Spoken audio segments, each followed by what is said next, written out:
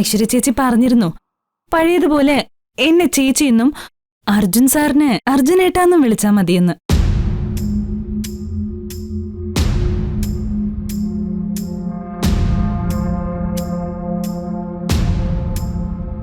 ആണോ? നീ ഇവളോട് അങ്ങനെ പറഞ്ഞോ?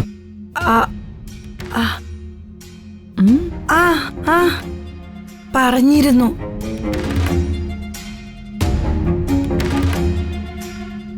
അതുകൊണ്ടല്ലേ ഞാൻ സാറിനെ ചേട്ടാന്ന് വിളിച്ചത്. തമ്പുരാട്ടി പറഞ്ഞ കേൾക്കാതിരിക്കാൻ പറ്റില്ലല്ലോ.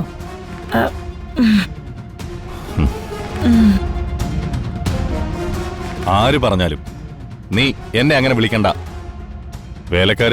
വേലക്കാരുടെ സ്ഥാനത്ത് നിന്നാ മതി. ബന്ധു ആവാൻ നോക്കണ്ട, മനസ്സിലായോ?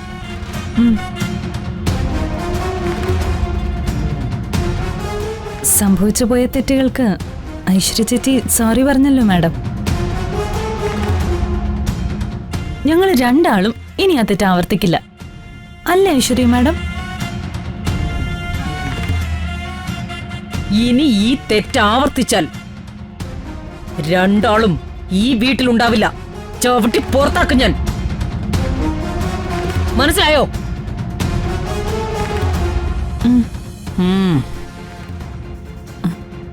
സോറി സർ, ഇത് അർജുൻ സാറിന്.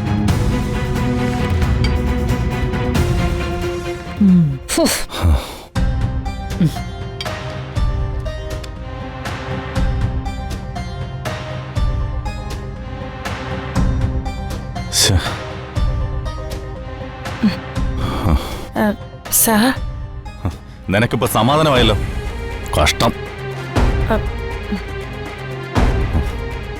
വേലക്കാരികളെയൊക്കെ തലയിലെടുത്ത് വെച്ചാ ദാ ഇങ്ങനെ ഇരിക്കും. അല്ല, ഇതാ പറയുന്നേ, അട്ടയെ പിടിച്ച് മെത്തേ കിടത്തെ കിടക്കൂലെന്ന്. അല്ല, അവള് ഞാൻ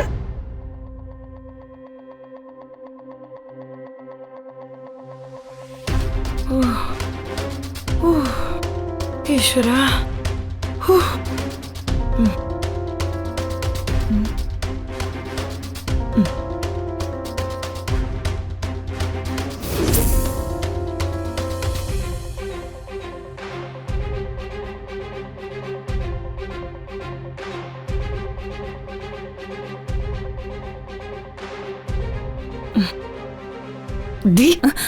ജയിച്ചു നീ കരുതുന്നുണ്ടാവും. അതിന് നിന്നെ തോൽപ്പിക്കാനായിട്ട് ഞാനൊന്നും ചെയ്തു തുടങ്ങിയില്ലല്ലോ. നീ കുറച്ചാ ഞാനെന്താ പേടിക്കുന്ന് കരുതിയോടി? നിനക്കേ ഞാനൊരു തെരുവ് നായുടെ സ്ഥാനം പോലും തന്നിട്ടില്ല. നിന്റെ ഭീഷണി കണ്ടിട്ട് ഞാൻ പേടിക്കൂല്ല.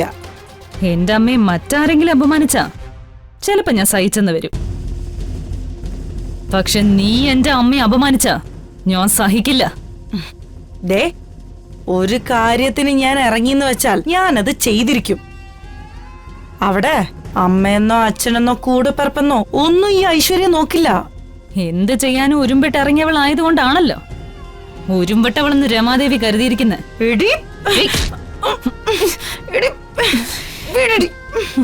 വേണ്ട, നിന്നെ ഞാൻ തിരിച്ചു തല്ലാൻ ഒരുങ്ങിയോ അത് താങ്ങാൻ നിന്നെ കൊണ്ട് പറ്റില്ല.